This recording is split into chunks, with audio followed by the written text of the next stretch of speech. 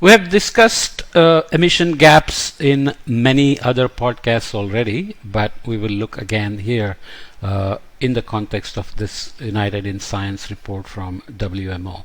So it's okay to repeat some of the points again.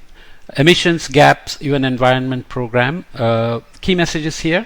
New national mitigation pledges for 2030 as of 4th November 2021 show some progress towards lowering greenhouse gas emissions, but their aggregate effect on global emissions is insufficient to meet the goals of the Paris Agreement. The ambition of these new pledges needs to be 4 times higher to get on track to limit warming to 2 degrees C and 7 times higher to get it on track to be 1.5 degrees C. Okay? Good to know that we are not on track, even though there is a valiant effort by the global human to commit to reducing emissions. Global warming over the course of the 21st century is estimated to be limited to 2.8 degrees C with a range of 2.3 to 3.3 degrees C and with a 60% probability.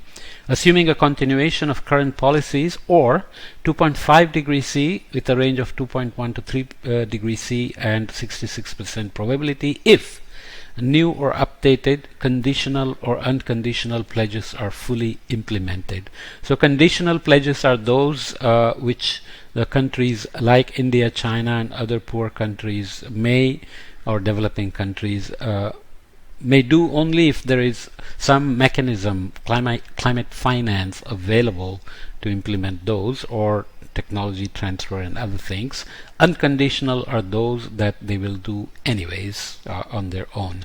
If the full implementation of all net zero pledges and announcements to date are included in the assessment, in addition to the updated unconditional and conditional nationally determined contributions, estimated warming over the 21st century is projected to be limited to 2.1 degrees C with a range of 1.9 to 2.3 degrees C and 1.9 degrees C with a range of 1.9 to 2.2 degrees C respectively with a 66% probability. So net zero pledges have been made by of course many countries and also many corporations, but I have podcasts elsewhere showing that monitoring, verifying and reporting of these are not completely reliable yet. Okay, so we have a long way to go.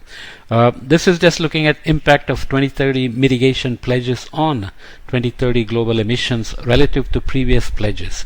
Note here that the figure is based on new updated mitigation pledges as of 4th November 2021 and does not include Australia's updated NDC targets. So this is in million tons of CO2 equivalent, so includes non-CO2 greenhouse gases, and this is counting down towards emissions reductions. So we are looking at Argentina, Australia, Brazil and so on to Republic of Korea and the total. Also there are non-G20 and other factors involved here, but the point is that countries have submitted their pledges by 2030, or at least what can be understood by extrapolating these pledges to 2030. So here you can see, for example, Brazil is actually net increase in emissions, and there are this is Canada, so remains positive here by 2030, which is not good news. China, EU is of course down here. So you have to see these as additives here. Now China will bring us here, and then EU will take it down there, and so on. And UK and India, so UK is here, India and Indonesia are not adding much under their NDC and pledges by 2030. This is by 2030. Japan, Mexico, so these are the developing countries with their conditional and unconditional pledges. So who are the big hitters? US promises to be doing a lot. Total non-G20 are here, and other factors, and Republic of Korea is somewhere here because you know all the situation there. So the total is down. This is the total here. of reduction of 4.5 gigatons or 4,500 million tons of CO2 equivalent by 2030. Okay, obviously that shows the acceleration needed to stay on target for the global warming levels of 2 degree, 1.5 degree, and so on. Emissions gaps we have looked at many times already, which is basically looking at historical trends and then adding what the current policy scenarios would mean by 2030, and how they updated policy scenarios. These are 2010 policies, so 20 current policies obviously improved on it in terms of gigaton CO2 equivalent. Is it substantial? Well, depends on the target. Unconditional NDCs and pledges would take us here, so we can compare those to the targets. So 1.5 degree C would be down here, so emissions gaps are obviously the difference between where we are with the current scenarios and NDCs and where we need to be to hit the targets. So here unconditional NDCs and pledge scenarios leave us with 9 gigaton CO2 equivalent, which is the remaining gap to stay within 2 degree C limit, and this is 12.5 gigaton CO2 equivalent. This is conditional NDCs and pledge scenarios. This is unconditional NDCs and pledge scenarios. Median estimate of level consistent with 2 degree C warming, 39 gigaton CO2 equivalent with a range of 33 to 49. So we have a long way to go there. And this is the median estimate of level consistent with 1.5 degree CO2. Okay, so you can see the various warming levels. So turquoise area shows pathways limiting global warming temperature increase to below 2 degrees C with about 66% chance, and green here shows pathways of 1.5 degrees C with 66% chance by 2100.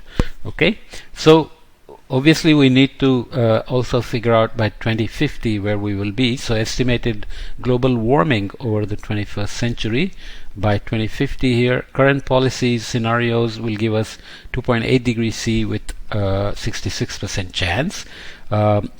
Unconditional NDC and pledge scenario will give us 2.7% again with 66% chance. Unconditional NDC and pledge scenarios with net zero targets added would bring us to 2.2 degrees C with a 66% chance. So we are still a little above the 2 degrees C and definitely much above the 1.5 degrees C target there.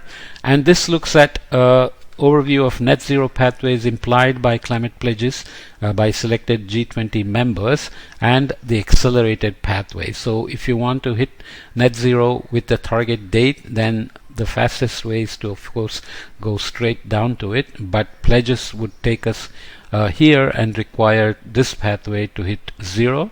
So Brazil will in fact go up to 2030, increase emissions, and then start drawing down to net zero.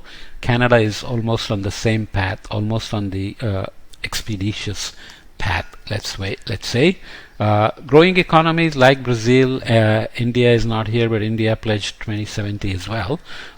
So China will emit more before coming back. EU is also almost on the accelerated path. Japan goes up a little bit above the accelerated path but comes down. Republic of Korea goes almost a slow decline and then a faster decline. UK is almost above or faster than the linear path to 2060, but the crisis in Russia invasion of Ukraine and the massive heat waves and droughts they are experiencing have caused various issues. So such crises, socioeconomic, geopolitical, and climate crisis will always play into these. So we have to watch how that goes. US is again on a linear path towards its goals. Concluding with IPCC headline statements, projected global greenhouse gas emissions from NDCs announced prior to the 26th Conference of Parties of the UN Framework Convention on Climate Change would make make it likely that warming will exceed 1.5 degrees C, and also make it harder after 2030 to limit the warming to below 2 degrees C. This is what the AR6 Working Group 3 said. Global greenhouse gas emissions are projected to peak between 2020 and at the latest before 2025 in global modeled pathways that limit warming to 1.5 degrees C with greater than 50% chance, with no or limited overshoot, and in those that limit warming to 2 degrees C with greater than 67% probability and assume immediate action. So we are still relying on certain pathways here with technological promises that rely on bioenergy, carbon capture, utilization, sequestration, and so on. So future is very uncertain, obviously.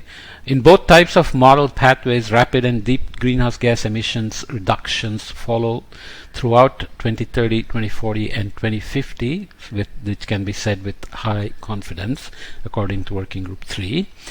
Without a strengthening of policies beyond those that are implemented by the end of 2020, without a strengthening of policies beyond those that are implemented by the end of 2020, greenhouse gas emissions are projected to rise beyond 2025, leading to a median global warming of 3.2 degrees C with a range of 2.2 to 3.5 degrees C by 2100. This has a medium confidence according to Working Group 3 in AR6. Okay, so again, when we looked at the greenhouse gas emissions in the first podcast of this series, we saw that there is no budging in this, but we need to peak quickly by 2025 if we want to limit to 1.5 degrees C, and to hit 2 degrees C, we need also assumed immediate action on the various things and so on and so forth. So main point is that even though there are many net zero pledges, many NDCs, many updated NDCs, massive investments in electric vehicles, renewables, and efficiencies and so on, we are still not on the pathways because we are still emitting quite a bit more than where we need to be as of 2022. So this is something that has to be kept in mind, and obviously now each year is critical, and NDCs monitoring, reporting and verification will start pretty soon as well. So some of the updated NDCs hit kind of the low-hanging fruit or things that would have happened anyways, but they are being provided or submitted as updated NDCs, which is part of the balance that politically inside the country the government has to do, which is in charge at this time, and their ambitions of economic growth. For a country like China or India, economic growth is a very important goal to bring its people to a standard of living. So obviously they want to be global players in reducing global warming, limiting global warming, mitigation, adaptation, and their role in the NDCs and net zero and so on. But they will also burn more coal if Russian oil supply is hammered by the war and the sanctions. So this kind of back and forth will keep happening. So hopefully progress will be steady despite all these back and forth. Okay.